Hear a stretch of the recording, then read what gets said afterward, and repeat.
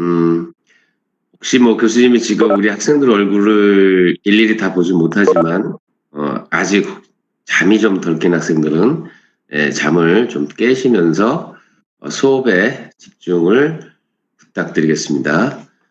어, 5주차 운동학 팔꿈치와 아랫팔에 대해서 강의를 시작하도록 하겠습니다. 교수님 영상은 이제 우리 학생들하고 인사를 했으니까 영상은 내리고 이제 교수님도 수업에 집중을 하도록 하겠습니다.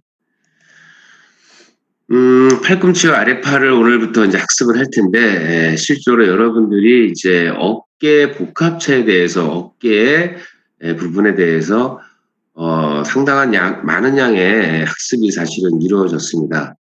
그런데 자유도가 3인 만큼 우리 그 어깨의 움직임에 대해서 여러분들이 학습을 하시고 분석을 하실 때 우선은 뭐 지금 계속 이어지는 팔꿈치와 아랫팔도 마찬가지고 그다음에 손목, 리스트도 마찬가지듯이 지금 우리가 가장 주요 골자로 보는 거는 일단은 고락입니다.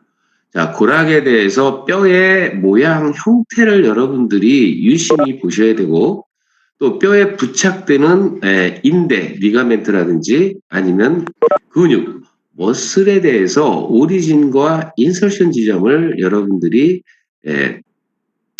유심히 잘 그 위치를 잘 보실 필요가 있겠죠.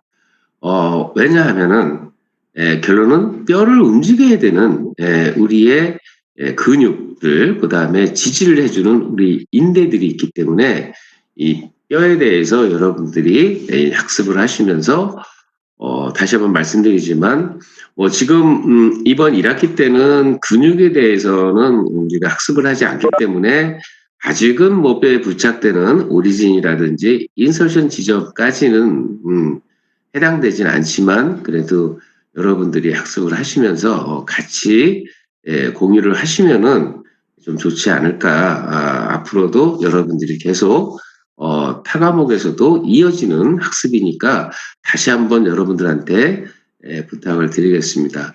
그 다음에 뼈의 모양을 잘 보셔야 돼요. 자, 뼈의 근육도 마찬가지지만은 뼈의 형태에 따라서 기능이 정해질 수가 있습니다. 그래서 그런 기능과 연결될 수 있는 구조에 대해서 여러분들이 같이 연결을 잘 해보시라는 얘기입니다.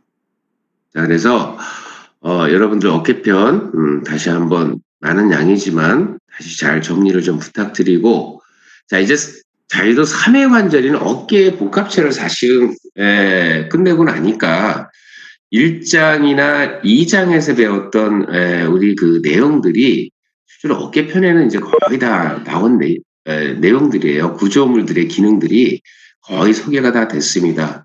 그래서 이제 여러분들이 팔꿈치와 아랫팔을 이제 학습을 하시면서 또 혹시라도 잊어버렸던 기억이 있으셨다면 다시 기능에 대해서 연관을 해보시기를 바라겠습니다. 그럼 다음 이제 진행을 하도록 할게요.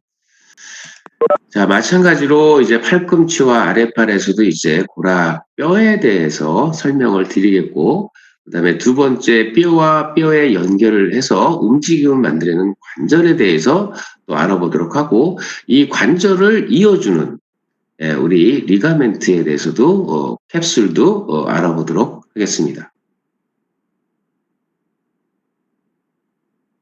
자, 여기도 지금 팔꿈치와 아랫팔의 이제 복합체라고 돼 있어요. 자, 그러면은 결론적으로 팔꿈치와 아랫팔의 복합체라고 얘기했던 이유는 자, 그럼 팔꿈치의 움직임과 그다음에 우리 아랫팔의 움직임이 같이 일어날 수도 있고 일어나지 않을 수도 있다는 거죠. 예를 들자면은 플렉션, 엘보의 플렉션을 할 때에 아랫팔에서의 슈피네이션이나 프로네이션이 동시에 일어날 수도 있고 일어나지 않을 수도 있다는 얘기예요. 그러니까 팔꿈치의 굽힘과 펴을 할 때 독자적으로 같이 플렉션과 익스텐션 하면서 슈피네이션과 프로네이션이 일어날 수도 있고 아니면 독자적으로 프로네이션, 슈피네이션도 할 수 있습니다. 이제 그거는 우리 학습 과정에서 여러분들이 이해를 하시면 될 것 같고 그래서 이제 두 가지예요.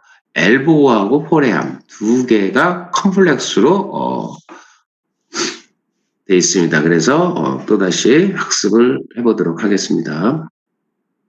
자, 그러면 팔꿈치와 아랫발 복합체는 3개의 뼈와 4개의 관절로 구성이 되어 있습니다. 자, 그러면 3개의 뼈와 4개의 관절로 구성되어 있으니까 3개의 뼈는 뭐겠습니까? 자, 일단은 휴머러스가 있을 겁니다. 휴머러스가. 그리고 휴머러스의 위쪽에서는 우리가 볼록한 어깨를 배운 거죠. 자, 그러면 이제 내려와서 휴머러스가 그럼 뭐하고 또 연결을 하느냐? 자, 여기 레디우스에 노뼈가 있습니다. 그 다음에 좌뼈가 있다는 얘기예요. 그래서 이 팔굽관절에서는 결론적으로 휴머러스와 레디우스와 얼라의 관계입니다. 그래서 자 관절을 구성을 했어요. 자 여기서 여러분들이 보실 건 뭐냐면 이제 복합체니까 팔꿈치에서는 이렇게 3개의 이렇게 뼈로 관절을 이루었습니다. 자, 그럼 먼저 볼까요? 자, 위팔자 관절이라고 했어요. 그러면 휴머러스하고 누가 연결되겠어요? 얼라하고 연결됐습니다. 자, 여기 보시게 되면은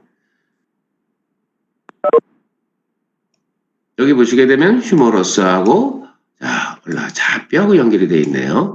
자, 요거에 하나 관절을 또 이루고 있어요. 그 다음에 위팔로 관절이 있습니다. 자, 위팔뼈하고 휴머러스하고 누구랑 연결되어 있겠어요? 레디우스하고 이렇게 연결되어 있다. 그 다음에 여기 보게 되면 이제 프록시말하고 디지털이 있습니다. 자, 전체적으로 보는 거예요. 복합체를 전체적으로 보는 겁니다. 물론 이제 여기 휴머러스, 엘보만 볼 때는 지금 여기 말하는 요 2개가 해당이 되겠죠. 얘가. 그러면 포레암에서 아랫팔을 움직이는 관절들이 분명히 있겠죠.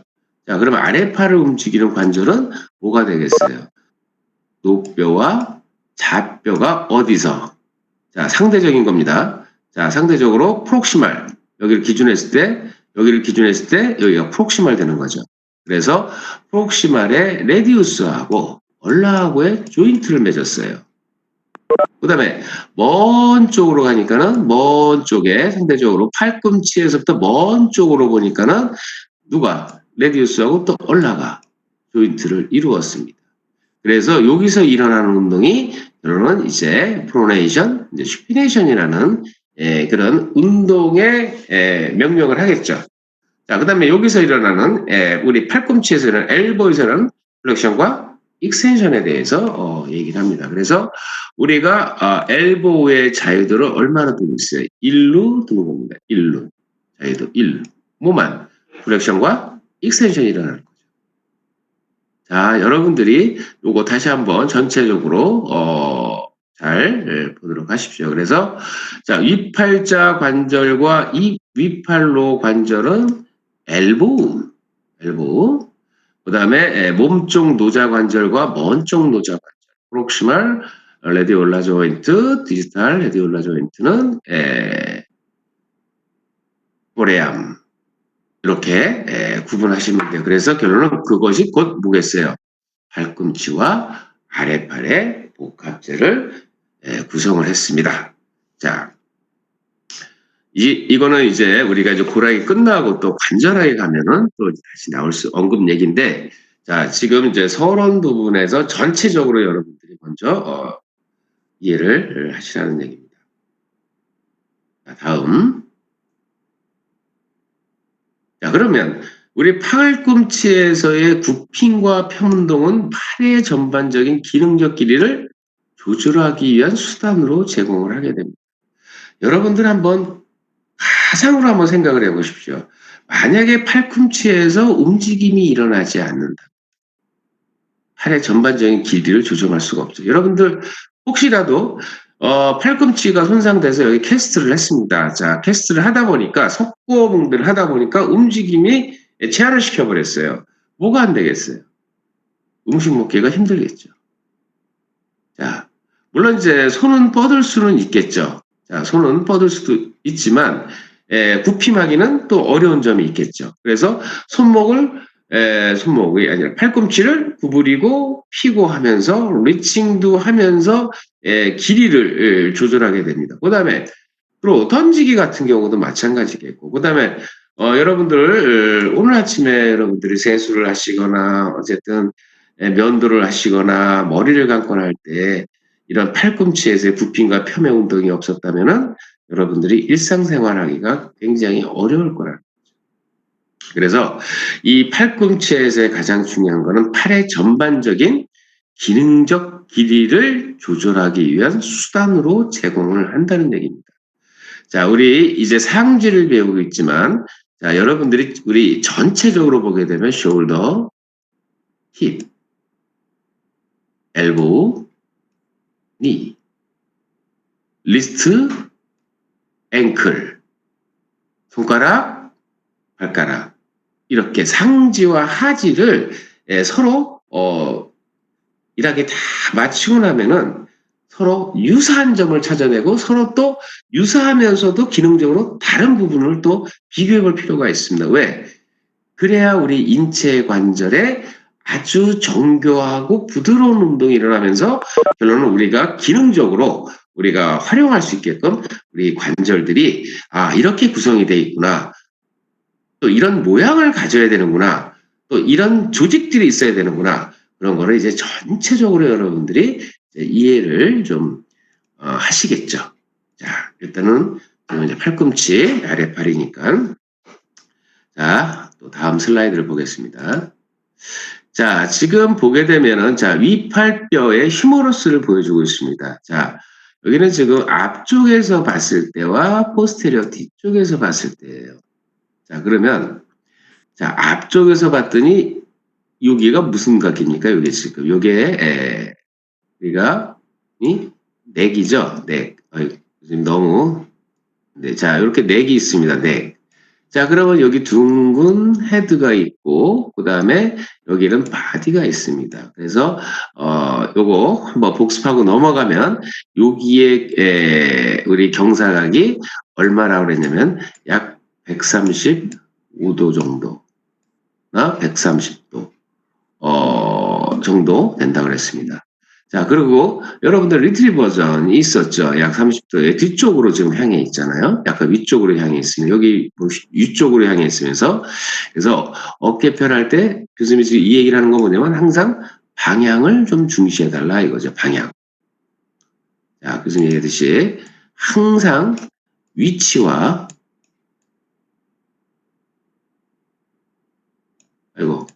방향을 쓰지 않겠습니다. 자, 위치와 방향을 중시를 해달라는 겁니다. 자, 그러면 지금은 이제 숄더에 그런데도 포사하고 연결되어 있는 숄더 편이 아닌 지금 우리가 배우고 있는 거는 바로 이 부분이죠. 이 부분. 그래서 우리 먼 쪽에 있는 이 부분을 지금 배우고 있는 겁니다. 자, 여기 보게 되면은 여러분들이 이제 그 머슬의 교수님 얘기했어요. 붉은색은 근육들이 시작하는 점이라고 얘기를 했습니다. 약간 회색빛을 음영을 띠는 거는 정지를 얘기했습니다. 그거는요 참고하시라고 그랬고요. 지금 우리가 볼 수 있는 거는 지금 뼈의 형태를 보는 겁니다. 자, 그러면 여기 보게 되면 메디알 에피콘다일, 메디알 에피콘다일, 라테랄 에피콘다일이 있습니다.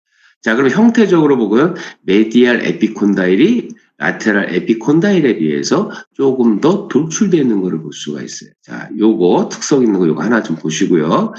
자, 그 다음에 앞에 보면은 여기 캐피톨럼이라고 작은 머리가 또 이렇게 있는 걸 볼 수가 있습니다. 그러면 이 지금 작은 머리는 지금 어디에 붙어 있는 겁니까? 그렇죠. 바로 휴머러스의 원위부 디스탈 쪽에 구성이 되어 있습니다. 자, 그 다음에 트로케아가 있습니다. 뭐 실관계, 실타래. 요거는 이제 뒤 슬라이드에는 좀 크게 나오니까 그때도 다시 보도록 하고요. 자, 그래서 휴머러스의 모양을 이렇게 볼 수가 있다라는 얘기입니다. 자, 그리고 요 내용은 다음 슬라이드가 더 잘 나와 있을 겁니다. 한번 보도록 할게요. 네. 자, 그러면 아래에서부터 이렇게 인페리어에서 이렇게 본 사진이 되겠습니다. 자, 지금 우리가 아까 전체적으로 봤는데 지금 요거는 어디 있다고요? 요거는 지금 휴머러스에 있는 겁니다. 휴머러스. 자, 휴머러스의 원위 쪽에 원위 쪽. 자, 위쪽에 프록시말 쪽에서는 이제 볼록의 형태를 가지고 있고 아주 큰 머리 형태를 가지고 있는데 요것이 이제 휴머러스의 아래쪽, 인페리어 쪽으로 아래쪽으로 보게 되면은 자, 조금 아까 말씀드린 것이 캐피털입니다. 잘 알아두셔야 돼요. 명칭들. 자, 명칭들 지금 이 시간에 바로 입력을 하세요. 바로. 자, 캐피툴로. 왜냐하면은 결론은 이 뼈의 모양들이 결론은 다른 뼈와 레디우스라든지 아니면은 얼라자뼈하고의 연결을 하기 때문에 그렇습니다. 휴머러스가. 그래서 아까 우리 두 개의 조인트를 이루었잖아요. 자, 그럼 캐피툴럼 잘 알아두시고 모양이 무슨 모양이요? 볼록한 둥근 작은 머리입니다. 둥근 작은 머리니까 볼록의 형태를 띠고 있구나. 그 다음에 아까 보니까 라테랄 에피콘다일이라고 이렇게 있었고 메디알 에피콘다일 좀 더 돌출됐다 그랬죠. 자, 여기는 라테랄 에피콘다일에는 일단 측부인대들이 부착을 하는 지점이 되겠습니다. 그래서 가쪽에 측부인대가 붙을 것이고 또 안쪽에 곁인대들이 붙을 거라는 얘기예요. 보강을 하겠죠. 자, 그 다음에 이제 조금 더 나가면은 머슬들은 라테랄 에피콘다일에 이제 주로 익센션, 그러니까 손목을 폄하는 근육들이 붙을 거고 메디얼 에피콘다일에서는 이제 손목을 굽힘하는 근육들이 붙을 겁니다. 그래서 우리 이제 엘보우 편에서는 이제 머슬 편으로 들어가게 되면은 이제 여기에 손상이 나오는 거예요. 그래서 여러분들이 우리 흔히 이제 테니스 엘보우 그러면은 주로 이제 폄의 손목의 폄의 근육들이니까 여기서 기시를 그러니까 시작을 하는 거기 때문에 여기에 이제 많은 염증이 생기게 되면 테니스 엘보우 증상이 있다 이렇게 보는 거죠. 골포주 같은 경우는 이제 플렉션 할 때 여기 플렉션 머슬들이 기시를 하는 것이기 때문에 염증이 많이 생길 수가 있어요. 그래서 여기에 이제 우리 질환 중에 하나가 바로 이제 골포주 이렇게도 얘기를 합니다. 자, 요거는 지금 지금 형태를 보면서 교수님이 잠깐 언급을 한 부분이고 이 시간에는 지금 중요한 거는 모양을 잘 보시라고 얘기했습니다. 모양. 자, 그 다음에 또 트로케아, 활차라고 그러죠. 자, 꼭 우리 여러분들은 잘 모르시겠지만은 어머니 때에서는 이렇게 실을 이렇게 감는 실타래가 있었어요. 그런 모양이 좀 유사하다 그래서 이름을 이렇게 활차라고 줬습니다. 자, 그 다음에 트로케아 이제 그루브가 있겠죠. 자, 이렇게 뭐가 있습니다. 그래서 라테랄 립에 비해서 메디알 립이 약간 사선 모양으로 틀어진 걸 볼 수 있으면서 메디알 립이 약간 솟구쳐 있는 걸 볼 수가 있어요. 그러니까 우리가 직선, 평행의 형태를 갖고 있지는 않다라는 거. 자, 그 다음에 여기 보게 되면 이제 오래 끓는 포사가 있습니다. 자, 이렇게 아주 폼처럼 패인 포사가 있죠. 자, 그럼 분명히 이제 휴머러스가 모양이 이렇다 보니까는 이제 좌뼈의 연결과 노뼈의 연결이 있을 거라는 거죠. 자, 뒤에 가서 다시 또 합체를 하겠습니다. 연결하고. 그 다음에 고랑이 있어요. 서커스. 근데 뭐가 지나가요? 얼마나 뭐가 지나가요? 혹시 우리 학생들 중에 지금 만약에 잠이 안 깨면은 가장 빨리 깰 수 있는 방법 중에 하나가 자 메디에 여러분들이 아마 지금 척지가 다 가능합니다. 지금 엘보에 가서 메디얼 에피콘델 톡 튀어나온 뼈가 있어요. 그 톡 튀어나온 뼈 밑에를 보면 고랑이 있어요. 고랑. 그리고 고랑을 거기를 톡톡 치게 되면은 찌릿찌릿한 손의 감각을 느낄 겁니다. 그게 바로 뭐냐면은 자신경이 지나가는 길입니다. 그래서 이 서커스 고랑 사이로 뭐가 지나가는 거예요? 글로. 고랑 사이로. 요거는 빨간색으로 해볼게요. 자신경이 지나가는. 그래서 여러분들이 그 홈파지인데 자 메디얼과 라테랄 에피콘다를 이렇게 보게 되면은 직선이 아닌 거를 볼 수가 있어요. 그 이유도 분명히 있을 것이고, 그러니까 설명을 드릴 것이고, 그 다음에 메디얼 에피콘다를 지금 잡게 되면은 턱 튀어나온 뼈에서 거기서 안쪽으로 손가락을 이렇게 두면 쏙 들어가는 부분이 있습니다. 그쪽을 치게 되면은 찌릿찌릿한 티넬 징후를 볼 수가 있습니다. 그래서 여기 신경이 지나가고 있구나. 그리고 혹시 여러분들 이런 추억을 갖고 계신 분들도 있을 수도 있어요. 책상에서 턱을 베고 졸다가 책상에서 엘보가 이렇게 비껴 나가면서 얼라러브를 건드려 가지고 찌릿한 경험을 하신 학생도 혹시 있을 줄 모릅니다. 그래서 이제 여러분들은 왜 이렇게 찌릿찌릿하지가 아니라 이제 이것이 바로 고랑 사이를 지나가는 무슨 신경이요? 자신경, 얼라신경이 지나가는구나. 이렇게 봅니다. 그래서 혹시라도 가만 있어봐. 이게 지금 메디안 너브인지 아니면 다른 레디안 너브인지 어떤 신경인지 잘 모른다 그러면 여러분들 고기를 이제 쭉 따라가다 보면은 손가락으로 가보시게 되면 한번 보세요. 여러분들이 지금 앉은 자세에서 고기를 쭉 안쪽을 쭉 따라가다 보면은 무슨 손가락이 보입니까? 다섯째에 막내 손가락이 있을 거예요. 가장 새끼 손가락이 있죠. 가장 작은 우리 저기 새끼손가락 5번째가 있을 겁니다. 그래서 교수님이 수업 중에 이런 얘기를 하죠. 얼라. 우리 막내구나. 얼라. 이렇게 달래주듯이. 그래서 그렇게도 기억을 하는, 만약 헷갈린다면 여러분들 신경을 외우실 때, 그래서 거기에 이제 얼라러브를 여러분들이 잘 기억을 해 두시기를 바라겠습니다. 혹시라도 친구들이랑 장난하기 위해서 이 러브를 치게 되면은 자결감이라든지 막 화끈거린다든지 아니면 통증이 이런 발생할 수 있어요. 그러니까는 될 수 있으면은 신경은 건들지 않는 게 가장 상책입니다. 또 신경이 늘어나게 해서도 안 되겠죠. 자, 그래서 얼라러브 짚고 넘어가겠습니다. 자, 다시 한번 말씀드릴게요. 모양 잘 보세요. 모양을 잘 보세요.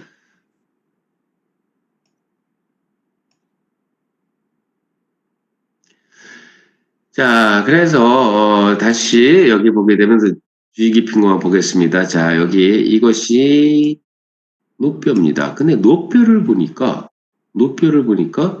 위는 좀 좁아요. 좁은데 내려올수록 굉장히 넓어집니다. 내려올수록 굉장히 넓어져요. 이것이 노뼈의 특징입니다. 그리고 여기 지금 헤드가 있죠. 이렇게. 그 다음에 여기 포비아라고 이렇게 작은 오목이 있어요. 자, 그러면 이 분명히 포비아와 분명히 누구하고의 결합을 할 거라는 거죠. 그것이 아까 캐피툴 둥근 작은 머리가 바로 이제 휴머러스가 이제 이렇게 있겠죠, 끝에가. 그것이 이제 여기 포비아 오목한데 딱 이제 둥근 작은 머리가 결합을 하게 됩니다. 그래서 바로 위노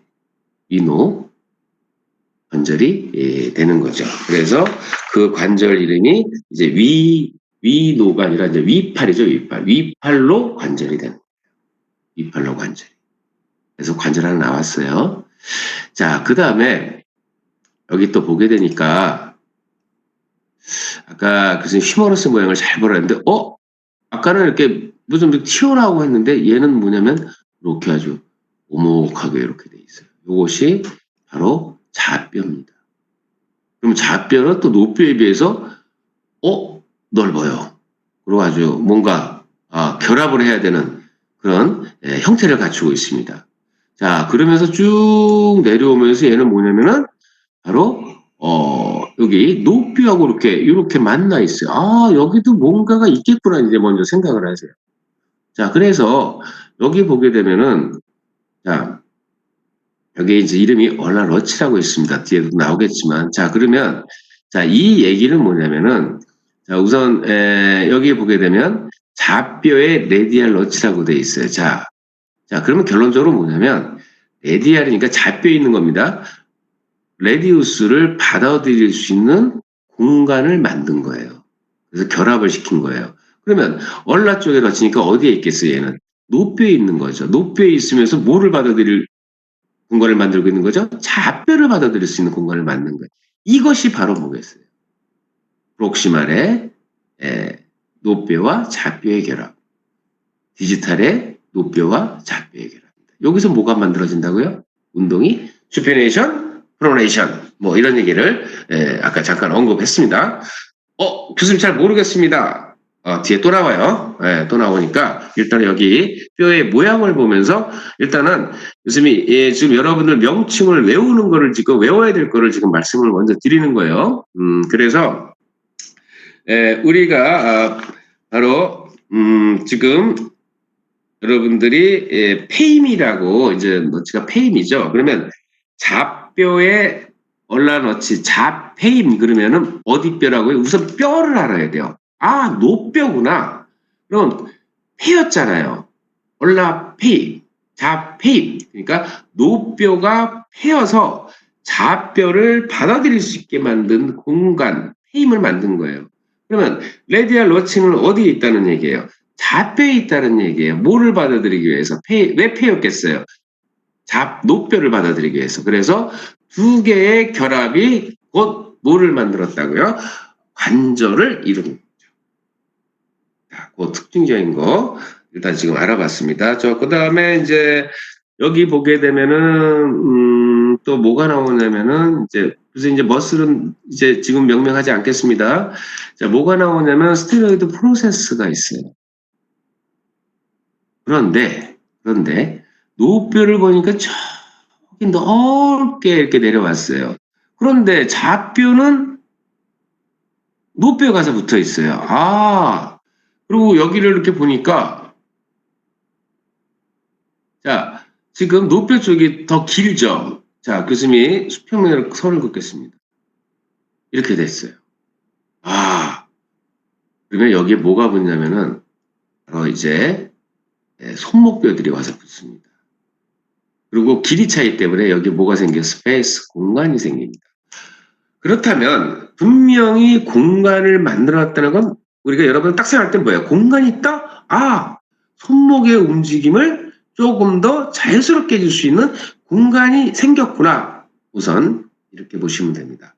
자, 그래서 왜 뼈의 길이 차이를 둔 이유를 지금 간단하게 먼저 공간의 의미를 먼저 얘기를 한 겁니다. 그래서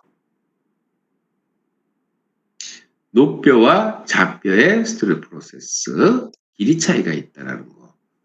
그 다음에 여기 지금 포비아 얘기했고요. 그 다음에 너치 잘 보시라고 얘기를 했고요. 그 다음에 스테로이드 프로세스 보시라고 했고 이제 인트로즈 멤브레인이 있습니다. 자, 요거 잘 또 기억을 해두십시오. 우리 이 시간에 학습을 해야 되는 부분이기 때문에 자, 이런 구조에서 지금 교수님 필요한 거 꼭 알아두셔야 될 것만 지금 얘기를 했습니다. 자, 그 다음에 여기서 보니까는 오레쿠르는 프로세스가 있어요. 팔꿈치 머리돌기라고 이렇게 있어요. 자, 요거 잘 알아두시고요. 자, 그 다음에 또 뭘 알아두셔야 되냐. 쭉 보니까는 머슬은 빼고 쭉 내려가다 보니까 특징적이가 없네요. 좌표에서는 일단 위만 설명을 또 드리도록 하겠습니다. 자, 지금 교수님 이렇게 명시한 명칭들 꼭 기억을 해두시고 거기에 따르는 구조를 다시 한번 또 확인해 보도록 하겠습니다. 자, 우선 좌표로 들어갈게요. 좌표. 자, 이제 조금 더 아주 가까이서 그림을 보니까 자, 아까 오레쿠론 프로세스라고 있죠, 위에. 자, 보겠습니다. 자, 한국말로 팔꿈치 머리돌기. 자, 그러면 이렇게 보시면 되죠. 팔꿈치를 이루는 제일 꼭대기에 있잖아요. 지금 좌표에서는 머리 뚝 튀어나왔잖아요. 프로세스 돌기구나. 자, 그러면 크고 굵은 좌뼈에 자, 크고 어디예요? 자, 교수님 다시 어디요? 좌뼈. 자, 요 명칭과 무슨 뼈? 좌뼈. 어디? 몸 쪽이죠. 좌뼈로 보면은 자, 이쪽이 프록시말 되는 거고 저기 아래 손목 쪽으로 내려갈수록 디스탈이 되는 거죠. 몸쪽 끝 부분을 팁 형성하고 있구나. 보시면 됩니다. 그래서 팔꿈치의 뒷면입니다. 뒷면. 자, 뒷면의 뾰족한 끝 지점입니다. 그러면 이것이 지금 좌뼈예요. 아, 뒷면에 이렇게 뾰족한 끝처럼 돼 있는 것이 바로 뭐라고요? 오레쿠레는 프로세스구나. 명칭 하나. 자, 그 다음에 이제 코노이드 프로세스가 있어요. 코노이드 프로세스. 어디 있어요? 아래쪽에 있겠죠. 자, 그래서 요거는 뒷면에 있고 요거는 상대적으로 가쪽에서 봤을 때 가쪽 면에 있냐? 앞면에서 날카롭게 이렇게 날카롭게 돌출이 되어 있는 구조입니다. 아, 그렇다면 두 번째 갈고리 돌기를 봤어요. 아, 그럼 팔꿈치 머리 돌기와 갈고리 돌기 사이에 뭐가 있어요? 여러분들이 딱 뭐가 물듯이 이렇게 페임이 만들어졌어요. 너치가 만들어진 활자의 너치가 만들어졌어요. 그래서 좌뼈의 도르래 페임이라는 게 만들어졌습니다. 그러면 팔꿈치 머리의 앞쪽 끝부분과 갈고리 돌기 사이에 위치된 자 여기 표현 잘했네. 큰 턱과 같이 생긴 돌기다. 자 그러면 3개. 자 그 다음에 아까 좌뼈의 노페임이라고 그랬습니다. 자 그러면 결론적으로 뭐예요? 좌뼈에 여기 있죠. 여기 레디얼 러치. 자 결론 뭐를 받아들여야 된다고요? 좌뼈에서 레디얼 러치니까 레디우스를 받아들일 수 있는 함몰 부위가 만들어진 거예요. 그러면 이제 여기에 레디우스가 이렇게 해서 연결을 하겠죠. 이렇게. 그래서 이것이 뭐라고요? 몸 쪽이니까 프록시멀 쪽이니까는 노자관절이 되겠죠. 노뼈와 좌뼈의 만남. 이렇게. 그래서 이 레디얼 러치. 자, 그래서 도르래페임의 아랫면에서 가장 가쪽에 있는 함몰 부위다. 그래서 요 명칭들을 잘 기억을 해두시기를 바라겠습니다. 자, 다음 노뼈를 볼까요? 노뼈? 자, 그러면 아까 우리 여기서는 지금 아랫면이기 때문에 보이지를 않는데 노뼈 머리가 있었습니다. 그래서 노뼈의 가장 몸쪽 끝부에 위치된 원반과 같은 구조로 돼 있어요. 자, 이 아까 우리 이렇게 노뼈 머리에 뭐가 있어요? 여기 오목하게 호비아가 있었잖아요. 작은 원반 형태의 호비아가 있었죠. 자, 관절 연고는 노뼈 머리 테두리 약 280도를 덮고 있다. 아, 그러면 노뼈 머리 테두리 약 280도를 덮고 있다는 것은 이 관절에 움직일 때 결국 뭐 연골이 있다라는 얘기는 그만큼 우리가 연골에 우리 기능이 있었잖아요. 연골에. 그래서 우리가 충격 흡수를 할 수도 있고 마찰도 줄일 수 있고 왜? 슈피네이션, 프로네이션 우리가 플렉션 익스텐션 할 때 많은 움직임을 가지니까 그렇게 해서 이렇게 구조적으로 이렇게 연골을 뒀습니다. 그 다음에 지금 여기 말 그대로 노뼈머리 오목. 그래서 얇게 패인 컵 모양의 함몰 부위죠. 그 다음에 아까 그 전체적으로 그림 봤을 때 저 먼 쪽에 프록시말 디지털 쪽에 뭐가 있었냐면은 먼 쪽 노뼈에 좌폐임이 있다고 그랬어요. 그러니까 노뼈에 좌폐임이니까 뭘 받아들일 수 있어요? 좌뼈를 받을 수 있는 함몰 부위가 있다는 얘기예요. 이렇게 움푹하게. 그러면 여기에 좌뼈가 붙겠죠. 그래서 먼 쪽에 또 노자관절이 또 만들어지겠죠.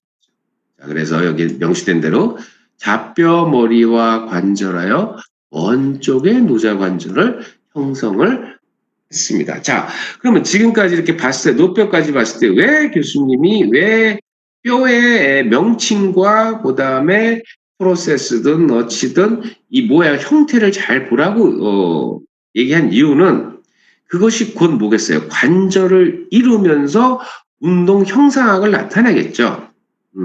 그래서 뼈 모양과 이름을 잘 기억을 해두시라는 겁니다. 아마 지금 근육하고 같이 나가게 되면 이제 근육의 붙잡기까지 지금 여러분들 보고 다 외우라고 주문하겠지만 지금은 우리가 고락, 뼈에 대해서 지금 학습 중이니까 지금 뭐 몇 가지 안 되고 특징적이죠. 그래서 그거를 잘 여러분들이 기억을 해두시라는 얘기입니다.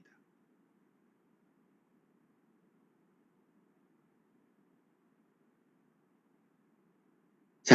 그러면은 이제 관절학으로 한번 들어가 보도록 하겠습니다. 이제 부락을 마쳤으니까, 그러면 어느 뼈와 어느 뼈가 이제 만날 것이냐, 이제 이런 것들이 이제 여러분들이 또 학습도 하셔야 되고, 또 여러분들이 머릿속에 저장도 해 두셔야 되고, 그래서 단기 기억이 아닌 장기 기억으로 여러분들이 반복 학습을 하셔야 장기 기억에 저장이 됩니다. 그래서 훗날 필요할 때마다 여러분들이 잘 뺏으시면 돼요. 어떻게 보면 지금 여러분들이 지금 교수님하고 학습하는 이 자체가 뭐냐면 보험이죠, 보험. 훗날에 여러분들이 우리 페이션트 분들을 위해서 여러분들이 이제 물리치료사로서의 역할을 하기 위해서 지금 보험을 들어놓으시는 거예요, 지금. 그래서 하나하나 여러분들이 장기 기억에 들어갈수록. 그래서 그 중에 하나는 바로 뭐겠어요? 이미지화를 하라고 그랬습니다. 두 번째, 반복입니다. 그래서 여러분들이 이해를 하시면서 반복적으로 보시면은 틀림없이 장기 기억에 저장이 될 겁니다. 자, 그럼 관절을 보게 되면, 자, 팔꿈치 구성에 보면 아까 교수님이 위팔자와 위팔로 관절이라고 얘기를 했어요. 자, 그러면 팔꿈치를 움직이는 관절들은 누구라고요? 여기와 요겁니다. 자, 그 다음에 여러분들 이제 그림을 아까 이미지를 생각하신다면 여기 휴머러스의 아까 원인의 모양이 있었죠. 실타래처럼 생긴 모양이 있었죠. 여기 있잖아요, 여기. 요거. 그 다음에 여기 뭐겠어요? 캐피툴론, 둥근 머리죠. 여기 실타래. 여기 뭐예요? 지금 휴머러스에 있는 거예요, 지금. 그럼 아까 여기 여러분들 뭘 배웠어요? 조금 전에 자뼈에서 턱같이 생긴 오레코는 프로세스. 그죠? 그것이 뭐예요? 누구랑 맞물리는 거예요, 지금? 여기 실타래처럼 생긴 요 모양과 맞물리게 되는 거죠. 다시 휴머러스하고 요 실타래하고 그다음에 이렇게 트로케아하고 이렇게 지금 프로세스들하고 만난 것이 바로 뭐예요? 위팔자 관절이 되겠습니다. 두 번째, 여기 이제 휴머러스에 둥근 헤드가 있다 그랬죠? 얘하고 여기 아까 조금 전에 본 포비아 있죠? 만난 관절이 위팔로 관절이 되겠습니다. 그래서 두 개의 관절이 만난 거예요. 이것이. 자, 그 다음에 여기 또 나와서 한번 더 볼게요. 프록시말의 레디우스하고 얼라 조인트. 아까 여기 있었죠? 너치. 여기 너치가 있었죠? 디지털 쪽에도 두 개가 뭐겠어요? 이거는 아래팔의 슈피네이션, 프로네이션. 그러니까 아래팔을 움직이는 관절이 되겠습니다. 지금은 우리가 이제 팔꿈치 관절 하니까 두 개만 먼저 보도록 하고, 요 뒤에 가면은 이제 포레암에 대해서 얘기할 때 요 두 개의 관절에 대해서 또다시 언급을 하도록 하겠습니다. 자, 그럼 위팔자 관절의 특성이 뭐겠습니까? 위팔자 관절. 보니까 벌써 어때요? 도르래와 도르래 페임. 아까 봤죠? 여러분들? 그렇지? 자, 두 개가 결합을 했습니다. 결합을 하면서 결론은 뭐예요? 구조적 안정성을 준 거예요. 구조적 안정성. 자, 이것이 왜 중요하냐면요. 일단은 이 여러분들이 팔을 짚고서 상체를 한번 들어가 보십시오. 물론 근육의 힘에서도 유지를 하면서 지탱을 하면서 올리지만은 이 뼈의 결합으로 인해서 뭐를 주냐면 스타빌리티를 제공해요.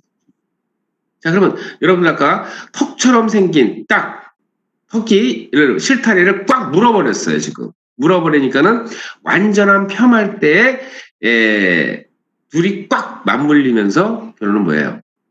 더 폄을 제한시켜버리게 됩니다. 이해 안 되시면 실제로 해보시면 됩니다. 실제로 딱 해보시면은 이 지금 트로케아하고 그다음에 너치가 딱 물리는 거를 여러분들이 느낄 수가 있어요. 지금도 만약에 여러분들이 앉은 자세에서 팔굽관절을 완전하게 펴보십시오. 더 이상 넘어가지 않습니다. 어느 지점에 가서는. 자, 그것이 바로 무슨 얘기겠습니까? 구조적인 안정성을 제공해 주는데 사실은 뭐로 제공을 해준 거예요? 적어두세요. 뼈의 일치성. 뼈의 일치성. 자, 그러면 무슨 뼈의 일치성이에요, 지금? 휴머러스의 트로케와 얼라의 자뼈의 도르래 페인에 의해서 만들어진 일치성에 의해서 뭐가 줬어요? 구조적 안정성을 제공해 줬다는 얘기입니다. 이것이 팔굽관절의 특징입니다. 자, 그다음에 우리 역학적으로 유사성의 관절을 분류하게 되면은 뭐로 가냐면 힌지 조인트로 분류를 합니다. 말 그대로 여러분들이 문을 여닫고 하는 것처럼 우리가 단일 평면에서의 한 개의 독립적인 운동이 일어난다는 얘기예요. 경척관절. 그럼 뭐예요? 자유도는 얼마가 된다고요? 그러니까 자유도가 얼마요? 1이 되는 거죠. 1이. 자, 1인데 자 보세요. 여기서 휴머러스하고 얼라하고의 이 관계죠. 이 관계. 여기서 플렉션과 익스텐션이 일어나게 됩니다. 자, 그런데 여기가 실제로 뭐예요? 지금 노뼈하고도 사실 연결이 좀 돼 있잖아요. 좌뼈하고도. 그래서 여기서 이제 플렉션하고 익스텐션 할 때 이제 약간의 뭐 회전을 좀 동반한다고 그래서 일부 학자는 이제 이거를 수정된 경적 관절이라고도 얘기를 한다는 얘기예요. 하지만 우리가 단일 평면에서의 완전한 자유도의 일을 나타내는 것은 굽힘과 펴입니다. 자, 여러분들은 그 점만 알아두시기를 바라고 거기에 작은 회전의 움직임이 있다는 것은 여러분들이 우선은 참고적으로 여러분들이 알아두시기를 바라겠습니다. 자, 그럼 무슨 관절이요? 경척관절. 자유도는 얼마요? 자유도는 얼마요? 1이라는 얘기입니다. 무슨 운동이요? 플렉션, 그 다음에 익스텐션. 그 운동이 일어난다는 얘기입니다. 자, 다음 넘어가겠습니다.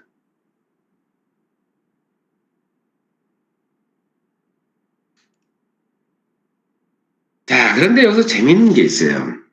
우리 팔에서는 보니까, 자, 우리가 이제 박굽이 이제 팔꿈치라고 그러는데, 자, 먼저 이 용어부터 먼저 설명을 할게요. 자, 팔꿈치에서의 정상적인 뭐가 있어요? 박굽이 각이 있네요. 그럼 또 이것 또한 여러분들이 알아둬야 된다는 얘기예요. 각이 나왔으니까 항상 각에 대해서 여러분들이 일단은 훗날에 정렬을 배우실 때 이 각의 평균 각을 여러분들이 알고 계셔야 뭘 할 수 있어요? 평가를 하시고 측정을 하시고 평가를 하실 때 프로그레스 노트를 할 수 있다는 얘기예요. 그리고 정상적인 어느 정도 각도, 물론 오차 범위는 있다고 얘기를 했습니다. 하지만 거의 정상적인 각도 범위에서 벗어났을 때 우리는 노멀에서 이제 업노멀로 가는 거죠. 자, 그럼 여기도 한번 볼까요? 자, 우선은 박굽에 대해서 얘기를 할게요. 박굽이. 이게 뭐예요? 밖으로 벌어졌다 그래서 박굽이라는 말을 합니다. 그럼 얘는 뭐예요? 안으로 굽었잖아요. 그래서 안굽이 각이라고 얘기를 하는 거예요. 그래서 여기 이제 그 우리가 휴버테스는 이제 엘보를 얘기합니다. 발구스라는 말을 쓰는 거고요. 안굽이는 뭐라고 쓰냐면은 바루스라는 말을 씁니다. 그래서 혹시 여러분들 발구스와 바루스가 좀 헷갈린다면 물론 이제 우리 한국의 용어는 이제 박굽이다. 바깥으로 벌어졌으니까 박굽이네. 안으로 벌어졌네. 안굽이네. 구별할 수도 있어요. 그런데 만약에 여러분들이 우리 용어에 영어를 만약에 하게 되면 이게 발로순지, 발구순지, 바루스인지를 잘 몰라요. 그러면 여기 지금 여기처럼 아주 잘 나와 있습니다. 박굽이잖아요. 박굽이니까 뭐예요? 영어로 보니까는 발구스네요. 뭐가 들어가요? L자가 들어가잖아요. L자. 딱 박굽이의 각도가 딱 L이네. 이렇게 해서도 기억을 하실 수가 있다라는 겁니다. 그래서 발구스, 바루스. 헷갈리지 마십시오. 그러면 지금 여러분들이 혹시라도 앞에 타임머신을 타고 와서 이제 미래에 배울 니에 무릎에 가서도 분명히 뭐가 나오겠어요? 이제 엘보하고 유사하게 발구스, 바로스 말이 나올 거예요. 여러분들 팔도 절대로 일자가 아니듯이 무릎도 절대로 일자가 아닙니다. 약간 바깥으로 벌어져 있는 발구스의 형태를 가지고 있어요. 자, 그래서 이제 발구스, 바로스에 대한 일단 용어에 여러분들이 알아두시고 철자도 알아두시는데 여러분들이 혹시 기억에 만약에 혼돈이 온다면은 발구스의 L자 바깥으로 이렇게 벌어진 이런 형태가 우리가 박굽이구나 이렇게 보시면 됩니다. 자, 그러면 왜 박굽이라고 그랬고 왜 안굽이라는 말을 쓰는지를 이제 여러분들이 아셨고, 자, 이제 중요한 건 또 있죠. 자, 그러면 여기도 보니까 각이 나왔어요. 그럼 분명히 각이 나왔다는 거는 일직선 평행하지 않다는 얘기예요. 자, 그러면 이렇게 각을 만들었을 때 분명히 뭐가 필요하겠어요?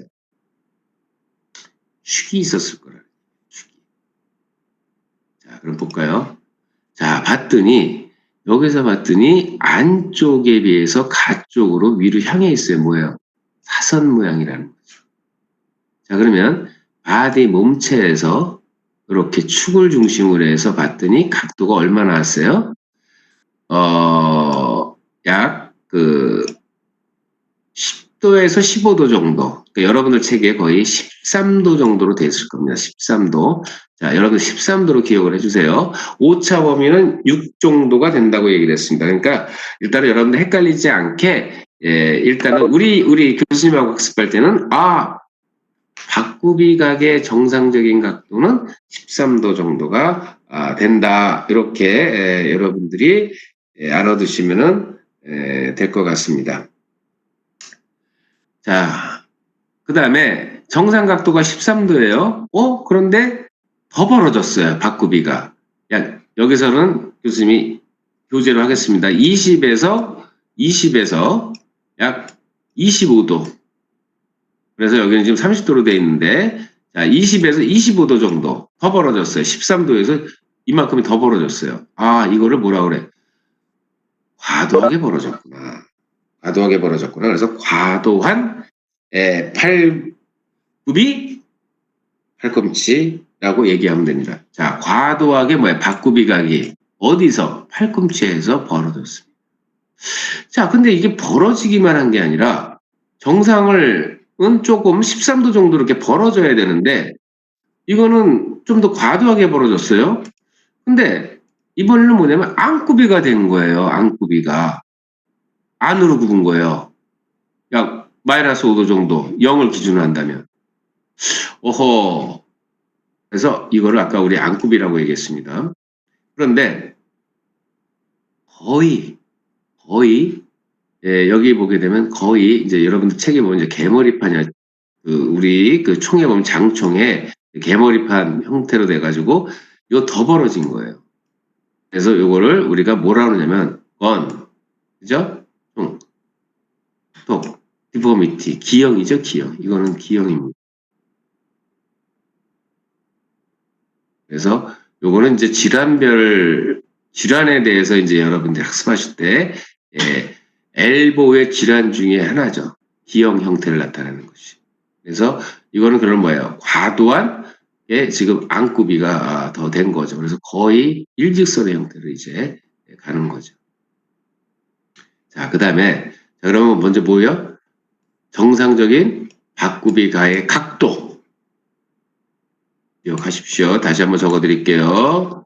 정상적인 각도. 그런데 이거부터 먼저 설명을 드릴게요. 자, 그 다음에 이거를 캐리어 앵글이라고 그럽니다. 그러니까 운반각이라고도 얘기를 해요. 자, 운반각이라고 왜 얘기를 하냐면 지금 여기 나온 대로 이렇게 운반각에 있습니다.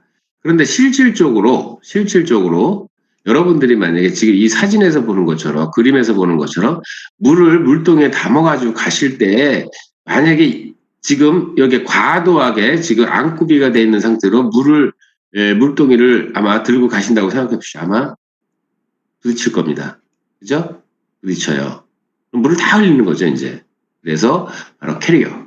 운반에 필요한 각도, 캐리어 앵글 이렇게도 표현을 합니다. 정상적인 바꾸비각을.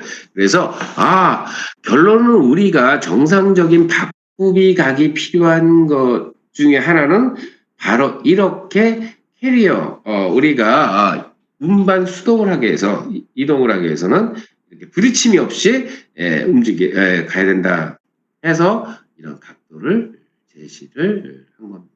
그래서 캐리어 앵글이라고도 얘기를 하는 거죠. 그래서 여러분들 혹시 물동이를 주고 하는데 자꾸 부딪혀요. 그러면 캐리어 앵글을 한번 여러분들이 재볼 필요는 있습니다. 자, 그러면 캐리어 앵글을 재는데 아까 휴머러스의 바디의 중심선과 그다음에 어디요? 자, 요거는 기억을 해주셔야죠. 요거 팔꿈치의 굽힘과 펴은 어디요? 가쪽 위 관절 융기 어디 있어요? 여기 있죠, 여기. 자, 여기 안쪽에 안가 쪽에 돌림 축입니다. 그래서 여기가 여러분들이 이제 우리가 아나토미 포지션 할 때 안쪽과 이제 가쪽이죠. 여기 가쪽. 그래서 자, 여기와 여기에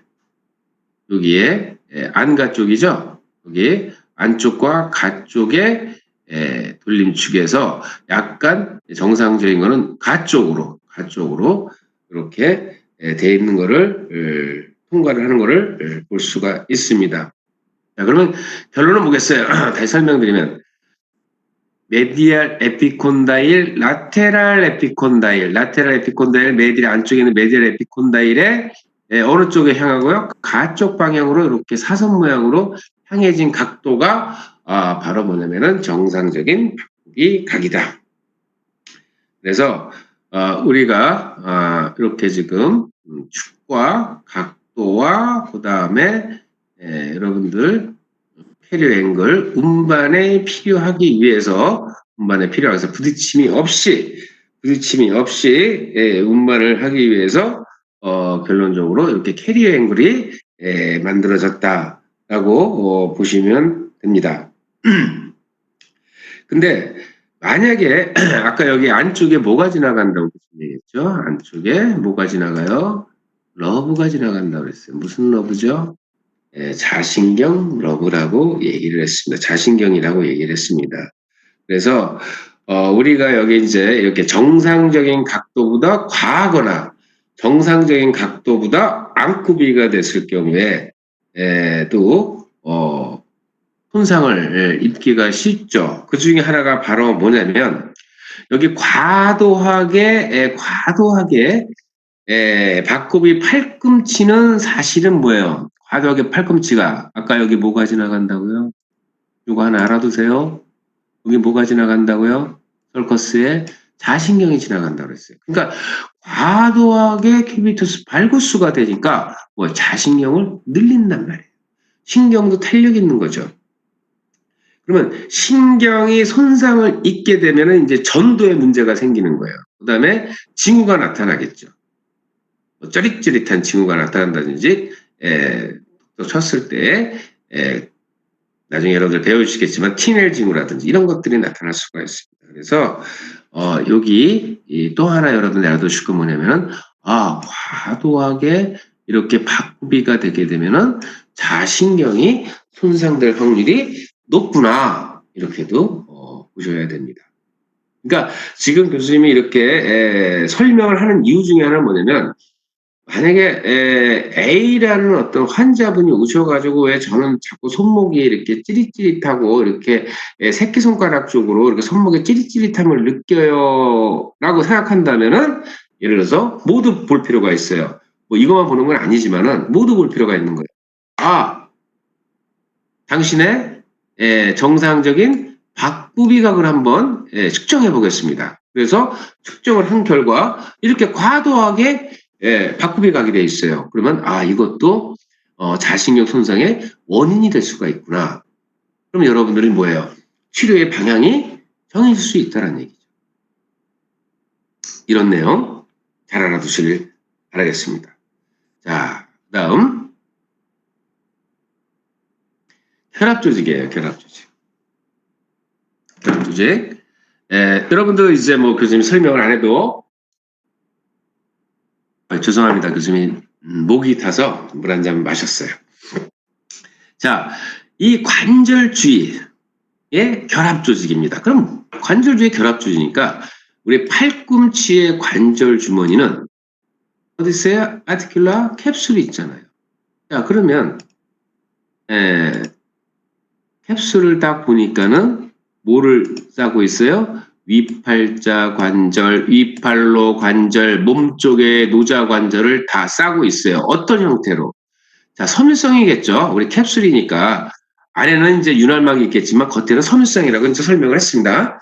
자, 그러면 아티큘라 캡슐에서는 이렇게 오빌리큐 모양의 사선으로도 이렇게 싸기도 하고, 그 다음에 또 이렇게 수직적으로도 섬유의 배열을 보시면 알죠. 아, 이런 형태로 뭐를 싸고 있어요? 관절을 싸고 있구나. 이렇게 보시면 됩니다. 그러니까 우리 관절에서도 배웠듯이 결합 조직들은 뭐예요? 바깥쪽에는 섬유 형태로, 안쪽에는 뭐로 형태로요? 시노비알 멤브레인, 윤활 형태로 되어 있다는 얘기예요. 이런 식으로. 안에는. 자, 여기도 다시 그림 나왔네요. 구조. 힘으로써 이렇게 실타래하고 여기 보니까는 바로 오레쿠런 프로세스 여기 딱 맞물리는 거죠. 그리고 포비아가 여기 있었네요. 여기 있네요. 그다음 캐피툴륨하고 이하고 이렇게 두 개의 관절. 요거는 위팔자 관절. 요거는 이팔로 관절. 여기는 이제 몸쪽에 노자 관절이 돼요. 그래서 요 프록시말 쪽에 이렇게 캡슐들이 관절의 캡슐들이 이렇게 사선 모양이라든지 아니면 수직 모양으로 이렇게 감싸고 있구나. 이렇게 보시면 됩니다.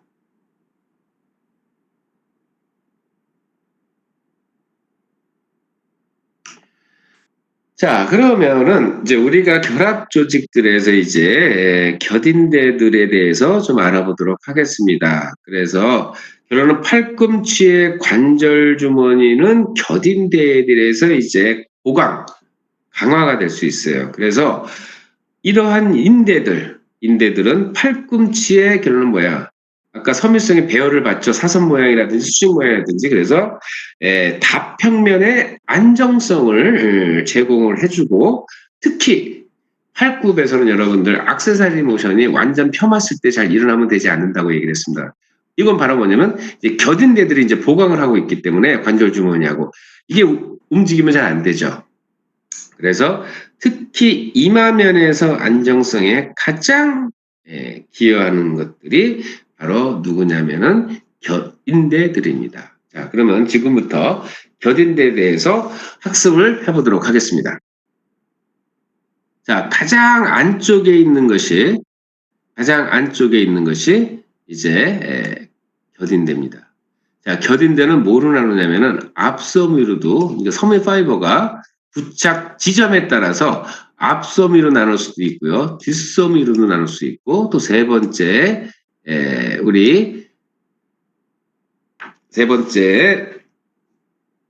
인대로 나눌 수 있습니다. 그러니까 노쪽이 아니라요. 그 세 번째 섬유자 발달이 잘 안 된 가로섬유.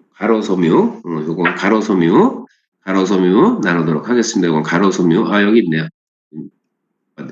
자, 그럼 볼게요. 자, 요거는 우선은 안쪽의 겨딘대. 섬유를 이제 나누겠습니다. 자, 그러면 특히 여러분들이 가장 주목해야 될 섬유가 누구냐면은 앞섬유. 그래서 왜 주목을 해야 돼요? 자, 인대 특성이죠. 가장 강하고 뻣뻣하고 뭘 제공해 줘야 되죠? 스타빌리티. 안정성을 제공을 해줘야 돼. 그런데 자, 머슬처럼 마찬가지로 여러분들이 오리진과 인서션을 좀 보실 필요가 있어요. 오리진을 보니까 자, 어디 있습니까? 지금 메디알 콜레테럴 리가멘트의 자 안쪽에 겨딘데들에서 안테리어 파트를 보세요. 안테리어 파이버 파트, 안테리어 파트를. 자, 보니까 어디서 시작을 해요? 어디서? 인서션이 어디예요? 좌뼈에. 자, 코노이드 프로세스 밑에 턱이죠. 앞면에 있는 턱. 거기서 시작을 해요. 안쪽 부분에서. 자, 오리진을 볼게요. 오리진. 자, 오리진. 어디 시작하죠? 메디알 에피콘다일입니다.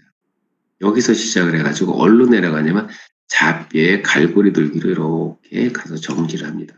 그러면 얘는 휴머러스와 좌뼈를 연결하는 거죠. 어디서? 메디알 쪽에서. 안쪽에서. 어느 뼈? 에피콘다일. 안쪽에 에피콘다일에서. 붙어서. 어디로요? 좌뼈의 코노이드 프로세스. 갈고리 돌기의 안쪽이죠. 안쪽. 지금 메디안 쪽이니까 안쪽에 가서 두 뼈를 강하게 연결시켜주는 인대가 되겠습니다. 자, 그러면 안쪽에 있으니까는 지금 안쪽 겨딘대들은 바깥쪽, 자, 외력, 바깥쪽에서 외력을 향했을 때 안쪽에 붙어 있으니까는 견뎌내야죠. 그렇죠? 그래서 우리가 박구비가 점점 됐을 때 장력을 발생시키겠죠. 왜? 늘어나면서 신장력을 만들어내니까. 그래서 그런 내용들. 자, 그 다음에 두 번째를 볼게요. 뒷섬유를 볼게요. 뒷섬유는 말 그대로 뒷섬유예요. 자, 포스티리어. 뒤하고 안쪽에 관절 주머니를 강화시켜주는 파이버입니다. 뒷섬유예요. 자, 근데 뒷섬유는 보니까는 자, 오리진은 어디에? 안쪽이 관절 융기부분의 뒤니까 뒤에서 시작을 해가지고 얼로 왔어요. 부채꼴처럼 넓게 퍼져가지고 이렇게 넓게 퍼져가지고 어디에 있어요? 팔꿈치, 얘는 어디에? 팔꿈치 머리돌기의 안쪽 모서리. 그러다 보니까 결론은 이 뒷섬유도 앞섬유, 뒷섬유들이 결론은 보강을 해줬네요. 이렇게 두 뼈를 연결시켜주면서 그 다음에 또 하나는 가로섬유가 있어요. 가로섬유는 딱 봤더니 자 어디서 시작을 해요? 가로섬유는 좌뼈의 팔꿈치 머리돌기에서 좌뼈의 갈고리 돌기에서부터요. 팔꿈치 머리돌기에서 코노이드 프로세스에 붙어요. 이거 둘 다 어리는 거예요, 지금. 그러니까 결론 뭐예요? 만약에 이게 뼈라면, 한 뼈에 시작을 해서 한 뼈에 시작하니까는 쉽게 말하면 이 두 뼈를 잡아주는 게 아니라 한 뼈에서 시작해서 한 뼈에 잡아주니까는 가로로 붙어 있어서, 이거는 그렇게 스타빌리티에, 도움을 크게 주지는 못하는구나. 이렇게 보시면 됩니다. 자, 그러면 교수님이 아까 파경을 잘 보라 그랬어요. 지금 오리진 인서션의 위치, 포지션을 봤으니까 그럼 얘네들은 어느 방향에서의 저항을 할 것이냐. 이것이 중요한 게 인대의 특징이죠. 인대가 만약에 손상됐다 그러면은 운동량을 더 많이 허용할 거라는 얘기죠. 그러면 자기가 원래 가지고 있는 정상 범위를 허용하면은 인대가 손상이 됐다고 봐야죠, 우선은. 인대 편에서 보니까. 그러면 얘는 이 두 개의 특히 안쪽 겨딘대 중에서도 앞섬유와 뒷섬유에 뭐가 나왔어요? 뭐가 나왔어요? 위치가 나왔단 말이에요. 어디 주머니를 강화할 것이냐. 자, 그래서 여기를 보시게 되면은 결론적으로 안쪽에 겨딘대니까 여러분들이 지금 팔을 가지고 안쪽에 겨딘대니까는 박구비를 한번 해보시죠. 박구비. 바깥쪽으로 이렇게 박구비를 해보시면은 안쪽에 인대가 점점 늘어나는 걸 볼 수가 있어요. 그러면 이 인대의 특성은 스트레스를 받게 되면은 어느 정도까지 가게 돼요. 자기가 탄력을 다시 돌아올 수 있는 지점까지를 늘어나는 지점까지 오게 되면 가장 강력한 힘을냅니다. 그것이 바로 뭐예요? 뻣뻣하다고 표현하는 거죠. 스티프니스라는 표현을 하는 거예요. 그래서 스티프니스라는 그런 수동의 장력값이 생겨야 뭐를 제공할 수 있어요? 스타빌리티를 제공할 수 있어요. 그리고 구조에서 보니까는 자 보세요. 왜 안쪽 겨딘대 중에서도 앞섬유가 가장 안정성을 제공할 수 있는 이유 중에 뭐예요? 그래서 교수님 설명한 거예요. 오리진과 인서션을 보라는 얘기예요. 음? 얘는 메디얼 에피콘다일에서 말 그대로 포놀로이드 프로세스까지 아주 안쪽 부분을 이렇게 잡아주고 있는데 우리 휘소미들은 뭐야? 뒤 안쪽만 이렇게 부채꼴로 해서 이렇게 잡아주고 있단 말이에요. 그러니까 상대적으로 보면 앞섬유가 발구스 할 때 가장 강한 저항을 받으면서 장력을 발생시킬 수가 있구나. 이렇게 보시면 되겠습니다. 자, 그래서 안쪽 겨딘대. 자, 그러면 가쪽 겨딘대가 있겠죠. 가쪽에. 자, 가쪽에 보니까 노쪽 견인대가 있는데 여기 애뉴라 리가멘트가 있어요. 자, 우리 아까 고락에서 보면 레디우스의 포비아와 휴머러스의 캐피툴lum하고 이렇게 연결되는 걸 볼 수 있어요. 자, 애뉴라 리가멘트 뭐야? 애뉴라 환이죠, 환 이렇게. 그래서 이런 리가멘트에 의해서 이렇게 있는 것이 바로 노 쪽의 견인입니다. 그러니까 여기서 보게 되면 상대적이에요. 여기서 보게 되면은 지금 가 쪽에서 봤을 때 이게 안쪽 노 쪽에 가서 이렇게 들어가죠. 그래서 요거를 레디알 콜레트럴 리가멘트라고도 얘기를 합니다. 상대적으로. 그러면 결론적으로 올라가 바깥쪽에 있으니까 라테랄 쪽에서 보니까 올라가 그래서 요거를 가쪽 겨딘대라고도 얘기를 합니다. 요거는 노쪽 겨딘대, 요거는 가쪽 겨딘대. 그러면 결론적으로 노쪽 겨딘대는 첫 번째 섬유다발은 부채꼴로 이렇게 쭉 퍼지면서 결론 뭐야? 머리띠인대. 요것이 이제 애뉴라 리가멘트죠. 머리띠 인대와 섞이죠. 그래서 이렇게 부착을, 이렇게 환처럼 부착을 하게 됩니다. 자, 그러면 얘는 환처럼 이렇게 부착을 해서 이렇게 레디우스로 이렇게 운동을 할 때 보강을 해주고 있어요. 자, 그 다음에 이제 여기 보니까는 가쪽 겨딘대를 볼게요. 자, 이거죠, 이거. 시상면에서 좌뼈의 안가 쪽을 안정시켜준다는데, 자, 보세요. 자, 지금 요거는 가 쪽입니다. 라테랄 면이에요. 그러면 이 안쪽에, 아까 메디알 쪽에 누가 있었어요? 그렇죠. 안쪽 겨딘대에 특히 누가 있었어요? 누가 있어요? 안쪽 겨딘대. 안테리어 파이버가 있었잖아요. 안테리어 파이버가. 메디알 에피콘델에 시작해가지고 코노이드 프로세스에 붙어 있는. 그러니까 즉 가쪽에서도 이렇게 라테랄 에피콘델에 시작해서 이렇게 붙어 있는 올라에 가서 붙어 있고 아까 우리 안쪽 겨딘대는 메디알 에피콘델에 시작해가지고 올라에 있는 코노이드 프로세스가 가서 붙어 있단 말이에요. 두 개를 딱 봤더니 뭐예요? 버팀목처럼 딱 잡아주더라 이거예요. 그래서 결과적으로는 가쪽 겨딘대 복합체와 관절 주머니 뒤 가쪽면은 안구비를 만드는 힘에 대항하는 1차적인 안정자 역할을 한다. 그런데 여기서는 꼭 안구비만이 아니라 안쪽 겨딘대까지 포함을 하게 되면 양쪽의 두 리가멘트들이 결론을 보겠어요.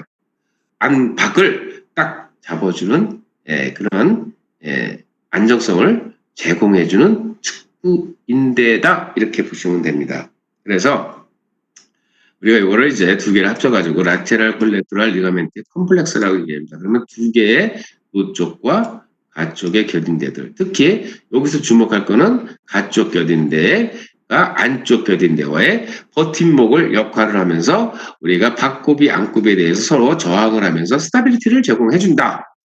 이렇게 여러분들. 그래서 요 말이 나온 겁니다. 좌뼈의 안가쪽 안정성을 제공해준다. 자. 여기까지 이제 인대를 봤습니다. 자, 그러면 또 이건 뒤 이어서 얘기는 또 지금 막상 또 시작을 하게 되면 또 내일 또 연결이 잘 안 될 수도 있으니까 오늘은 고락, 뼈의 형태와 그 다음에 우리 관절의 관절 중에서도 이제 관절을 구분해드렸고 그 다음에 관절주위를 싸는 결합 조직에 대해서 말씀을 드렸습니다. 그러면 결론적으로 이 관절주의 결합 조직을 지금 이렇게 겨딘대들이 안가 쪽에서의 스타빌리티를 제공을 해줘야만 결론은 액세서리 모션이 최소가 될 수가 있겠죠. 그래서 자기의 관절 범위를 허용하게 되면 관절이 이탈하는 현상이 벌어지게 되면 1차적인 안정자, 리가멘트들, 캡슐들에 섞여 있는 리가멘트들의 이런 측부인대 역할이 손상을 받았다고 보는 거죠. 그래서 여러분들이 검진할 때 여러분들이 특수 검사를 하게 되는 거죠. 자, 오늘 여기까지만 일단은 하겠습니다. 그래서 오늘 배운 내용들 잘들 좀 정리해 주시고 내일 또 화요일에 또 여러분들을 뵙도록 하겠습니다. 내일은 우리 11시에 뵙겠죠. 그래서 오늘보다는 더 나은 내일을 위해서 또 교수님도 마찬가지고 여러분들도 마찬가지고 건강한 모습으로 내일 만나 뵙도록 하겠습니다.